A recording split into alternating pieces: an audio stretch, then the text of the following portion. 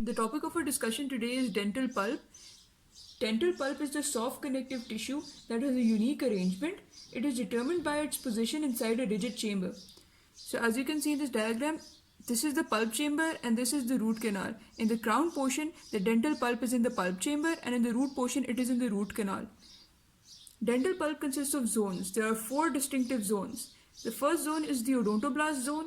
This is at the periphery of the pulp chamber and it consists of odontoblast cells. Then comes the cell-free zone of Weil. This is below the zone of odontoblasts and it has no cells. Then comes the cell-rich zone, after which comes the pulp core. The pulp core contains the major vessels and nerves of the dental pulp. Now we come to the functions of dental pulp. As we know, pulp is the soft connective tissue, so it has blood and nerve supply. So this blood supply provides nutrition to the dentine.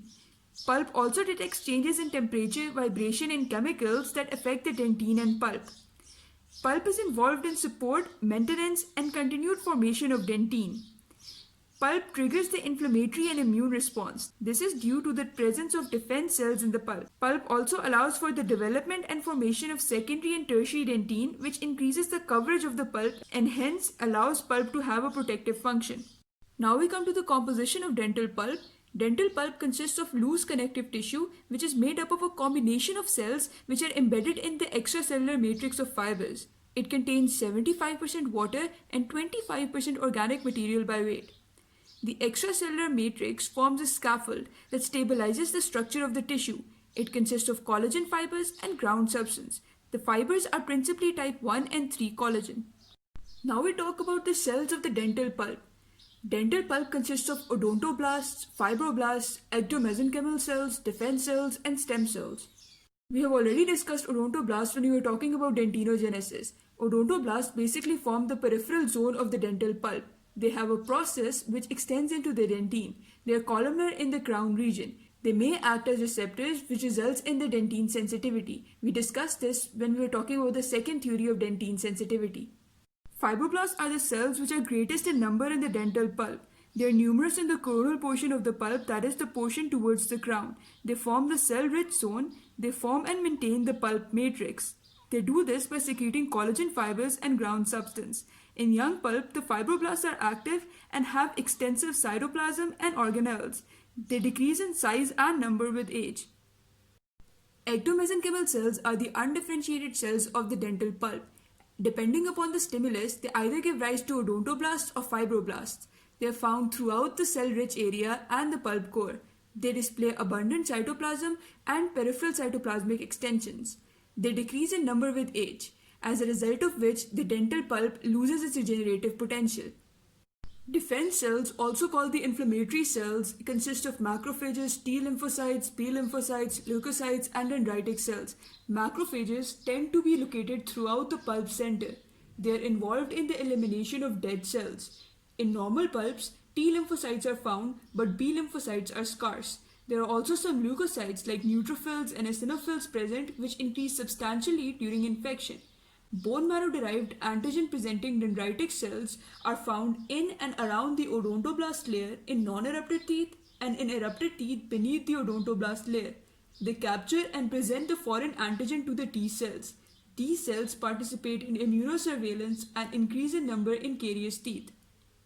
Stem cells have a self-renewal capability, and under appropriate environmental conditions, they can differentiate into odontoblasts, chondrocytes, adipocytes, and neurons.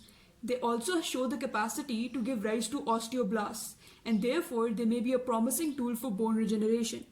Now we come to the vascular and the lymphatic supply of the dental pulp. Blood vessels enter and exit the pulp chamber through the apical and accessory foramina. So as you can see here, this is the apical foramen. The blood vessels and nerves enter the root canal through this foramen and extend up to the pulp chamber.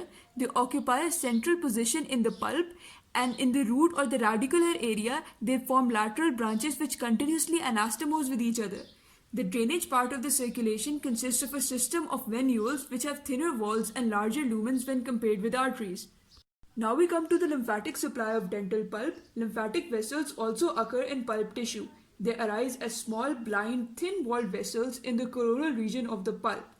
They are differentiated from venules by the presence of discontinuities in the vessel wall and the absence of red blood cells in their lumen. Now we come to the nerve supply of the dental pulp. Dental pulp is richly innervated, and these nerves follow the same course as the afferent blood vessels, that is, they enter the pulp chamber through the apical foramen.